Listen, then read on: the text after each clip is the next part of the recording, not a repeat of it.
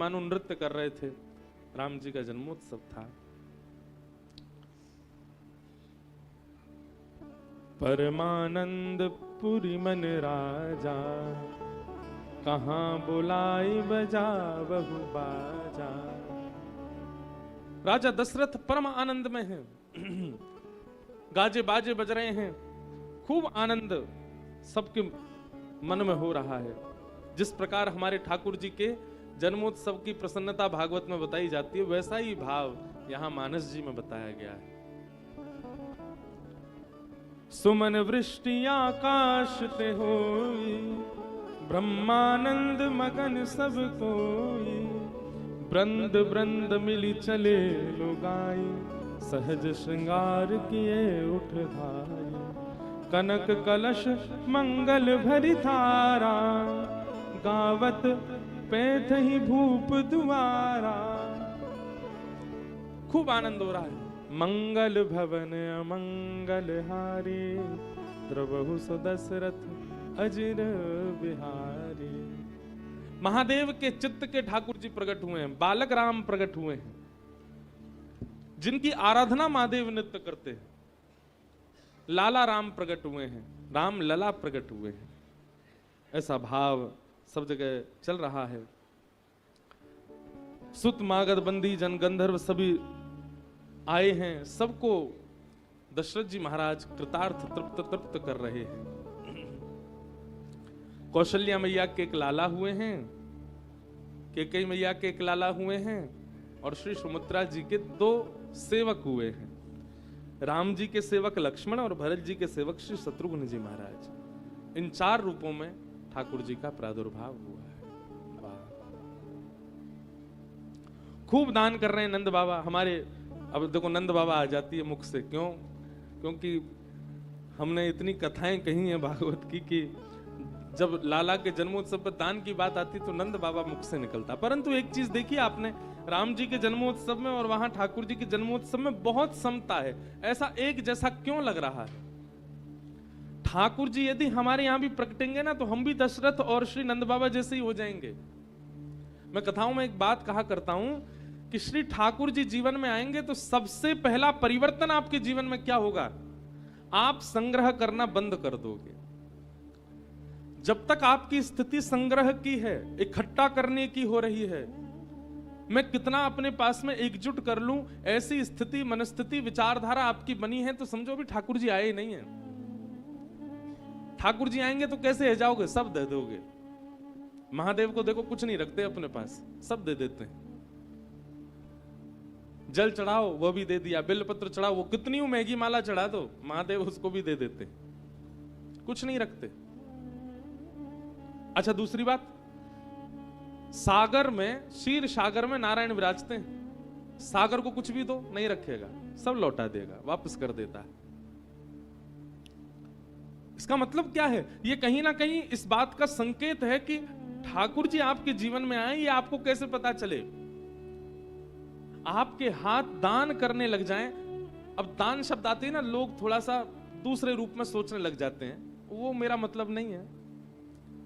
सीधी बात, संग्रह का मन ना हो, केवल लुटाने का मन हो, समझो ठाकुर जी आ गए।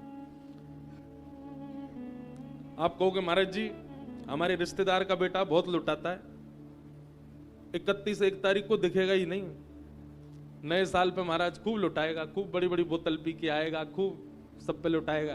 ऐसे लुटाने वाले की बात नहीं हो रही है। कहीं ना कहीं यहां पर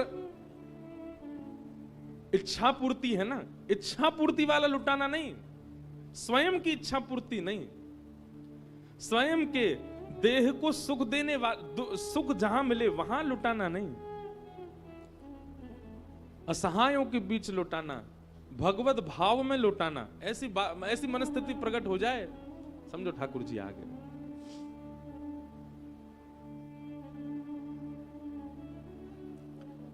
लुटाना चलो फिर भी एक बार कोने में रखो, पर संग्रह का मन ना हो। ऐसी स्थिति जिस दिन से बनने लग जाए, समझ जाओ ठाकुर जी आ गए। वहां ब्रज में नंद बाबा खूब लुटा रहे हैं, और यहां कौशलपुर के राजा श्री दशरथ जी महाराज भी कम नहीं पड़ रहे हैं, खूब आनंदित करा रहे हैं। जो भी आ रहा है सबको प्रसन्न करने की भावना श्री दशरथ जी महाराज के मन में बड़ी है।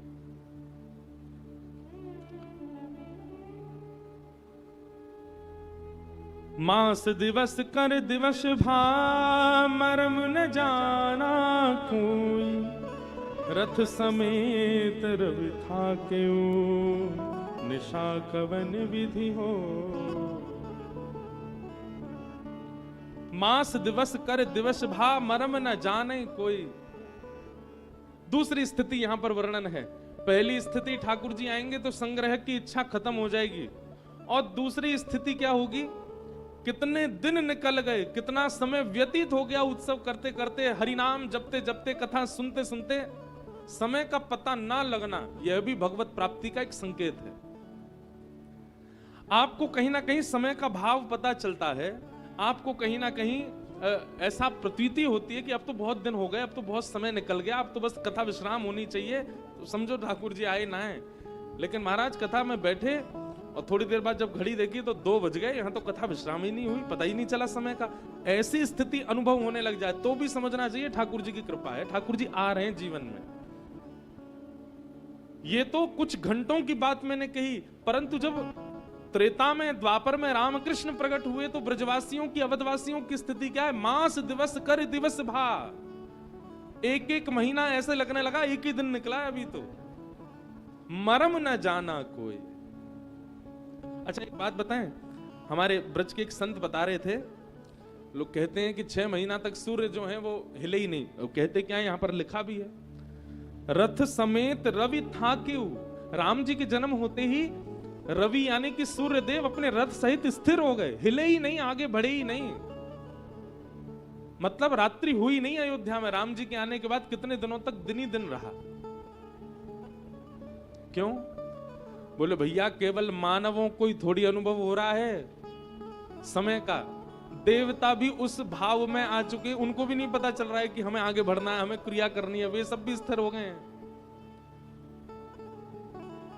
जिस प्रकार अवधवासियों को समय का पता नहीं चल रहा है, ऐसे ही सूर्य नारायण को भी समय का पता नहीं चल रहा है, वो भी बस स्थिर हो गए, एक ही जगह खड़े होकर के श्री राम लला जी के मुखमंडल को देख रहे हैं। चंद्रमा आदि देवता पीछे खड़े हैं, सूर्य नारायण से कह रहे हैं, बोले ना आगे बढ़ ले भैया, हमें दर्शन करन दे, क्योंकि जब तक सूर्य आगे बढ़े नहीं चंद्रमा को दर्शन कैसे हो। चंद्रमा ने खूब कही, बोले नेक आगे हो जाओ, हमको भी दर्शन करने दो। सूर्य बोले चुपचाप खड़े रहो, याद नहीं है भगवान का नाम क्या है? बोले राम। बोले पूरा नाम बताओ। रघुकुल कमल दिवाकर कौशल्या नंदन दशरथ नंदन सूर्यवंशी राजा रामचंद्र भगवान। हमारे वंश में प्रकट हुए हैं भगवान, सूर्यवंश में इनका अवतरण हुआ है। मेरे वंश के जीर्णोद्धार के लिए, मेरे वंश के कल्याण के लिए प्रभु श्री राम आए हैं। मेरे वंशधर प्रकट हुए हैं, मेरे वंश में प्रकट हुए, इसलिए मेरा अधिकार है, मैं खड़ा रहूंगा यहीं पर, चुपचाप खड़े रहो पीछे। कहते हैं पीछे खड़े खड़े चंद्रमा रोने लगे, बोले हमने क्या अपराध कर दिया, हमें दर्शन क्यों नहीं हो रहा है ठाकुर जी का। चंद्रमा के रुदन को देख करके पलना में पड़े राम जी चंद्रमा से कहने लगे, बोले तुम काय को रो रहे हो? बोले कि आपने सूर्य पर इतनी कृपा कर दी, वो वैसे ही अपने तेज के आगे किसी को कुछ समझता नहीं है, उसके वंश में आकर के उसके अभिमान को आपने और बढ़ा दिया, और देखो कैसा अभिमान कर रहा है। 6 महीना हो गए इसको, आगे बढ़ ही नहीं रहा, हमको दर्शन ही नहीं करने दे रहा।